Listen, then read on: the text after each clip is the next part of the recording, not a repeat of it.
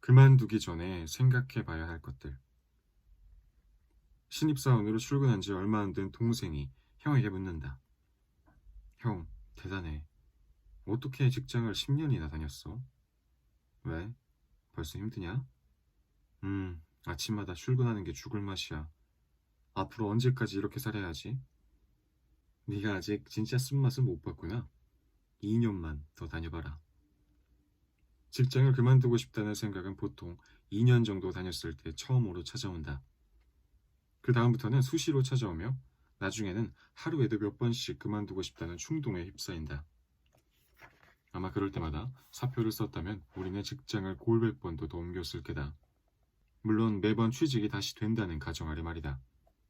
그러나 대부분의 사람들은 쉽게 사표를 쓰지 않는다. 직장을 그만둘 경우 당장 먹고 살 일이 막막하고 미래가 불안해 사표 쓰는 것을 망설이게 되는 것이다. 그렇다고 적성에 맞지 않는 일을 억지로 하거나 사람들과의 관계가 너무 힘든데도 안 그런 척 사는 것은 그 누구에게도 도움이 안 된다. 막상 회사를 옮기면 후회할지도 모른다는 생각 때문에 발전 가능성을 포기해서도 안 될 노릇이다. 더구나 평생 직장이 사라진 현대사회에서 이직은 경력을 쌓는 데 중요한 수단이다. 이런저런 이유로 우리는 살아가면서 적어도 두세 번은 직장을 바꾸거나 일을 바꿔야 할 시점을 맞이하게 된다. 문제는 그 시점을 어떻게 알 수 있으며 그것이 최선의 선택임을 어떻게 알 수 있느냐 하는 것이다. 한 달만 기다렸다가 사표를 써라. 평소 욱하는 성질 때문에 주변 사람들과 자주 부딪힌다면 화가 났을 때 속으로 하나, 둘, 셋을 센 다음에 말을 하는 것이 좋다. 그러면 감정이 조금은 가라앉게 되고 상대에게 치명적인 말이나 행동을 할 위험성도 줄일 수 있다. 법원이 협의 이혼을 신청했을 때 3주간의 이혼 숙려 기간을 두는 것도 홧김에 이혼하는 것을 줄이기 위함이다. 그리고 실제로 이는 효과가 있는 것으로 입증되었다. 그러므로 만일 직장에서 부당한 대우를 받았거나 직장에 실망해서 사표를 쓰고 싶은 충동이 생겼다면 한 달만 기다렸다가 사표를 써라. 한 달이면 최소한 감정적이고 충동적인 결정은 막을 수 있기 때문이다. 그리고 사람들이 그만두고 싶다고 털어놓을 때마다 내가 해주는 말이 있다. 사표는 마음만 먹으면 언제든지 쓸 수 있습니다. 오늘이든 내일이든 한 달 후든. 사실 인터넷에서 양식을 파일로 내려받아 몇 글자만 타이핑하면 끝이니까요. 그러나 한번 내놓은 사표는 되돌리기 어렵습니다. 사표를 내밀면 상사는 재빠르게 당신이 없더라도 일에 차질이 안 생길 방법을 먼저 떠올리겠죠. 그러니 조금만 더 생각해 보십시오. 당신이 왜 그만두려 하는지, 그만둘 경우 대안은 있는지, 나중에 후회하는 건 아닌지.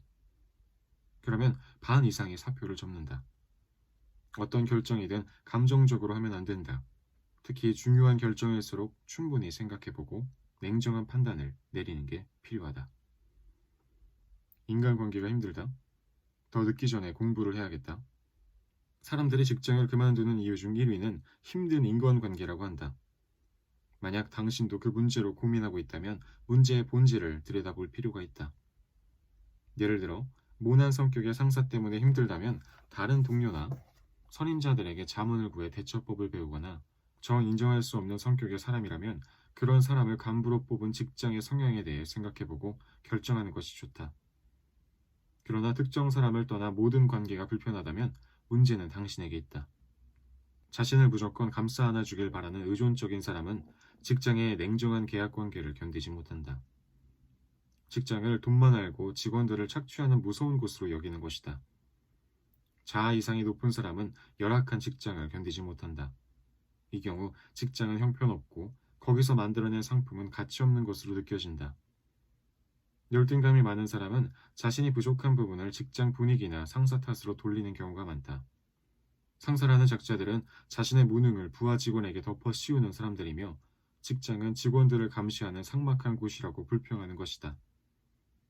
이처럼 당신 자신에게 문제가 있을 때는 직장을 옮겨도 아무 소용이 없다.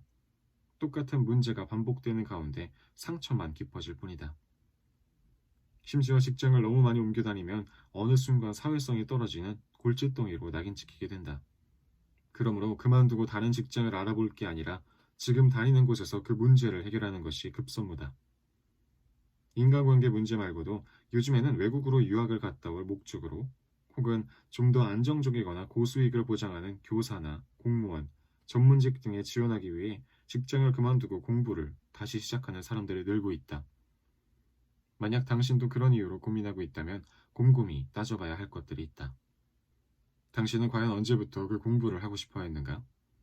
지금 하고 있는 일에 대한 불만 때문에 급조한 꿈은 아닌가? 혹시 부모님이 뒷바라지를 해주는 가운데 공부만 하면 되는 학생 신분이 그리운 것은 아닌가? 시험에 붙을 확률은 몇 퍼센트 정도 되는가? 시험에서 떨어지면 다른 대안은 있는가? 그리고 마지막으로 이런 질문을 스스로에게 던져보라.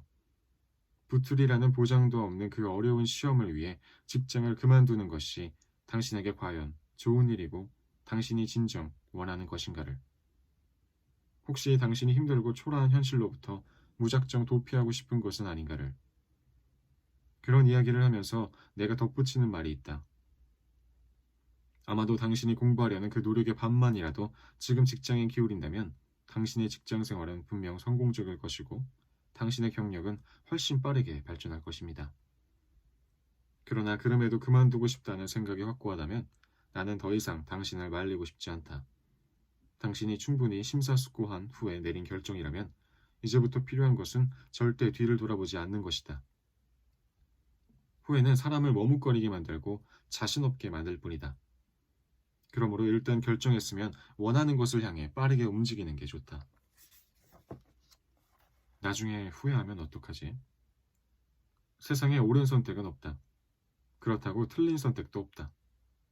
다만 지금 당신이 어떤 결정을 내렸다면 지금 당신의 상황에서는 그것이 최선의 선택이다. 그러니 나중에 후회하면 어떡하지? 하며 고민할 필요가 없다. 설령 나중에 방향을 조정하는 한이 있더라도 지금은 나아가야 할 때인 것이다.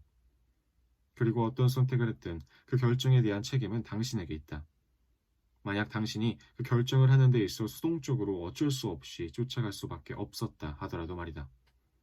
드라마 달짜의 봄에서 홈쇼핑 MD인 달짜는 같은 직장에서 일하는 유부남 엄기준과 사귀었다는 죄목으로 회사에서 쫓겨날 위기에 처한다. 사람들은 징계위원회의 결정과 상관없이 달짜가 창피해서라도 그만둘 것이라고 생각한다. 엄기중의 아내였던 여자가 옥상에서 자살 소동을 벌인 터라 달짜와 엄기중의 관계를 모르는 사람이 없었기 때문이다. 그러나 달짜 편에서 보면 억울할 법도 하다. 달짜는 엄기중이 유부남인 줄 몰랐다. 그리고 한두 번 만났을 뿐 불륜 근처에는 가보지도 못했다. 그러나 달짜는 변명하지 않는다.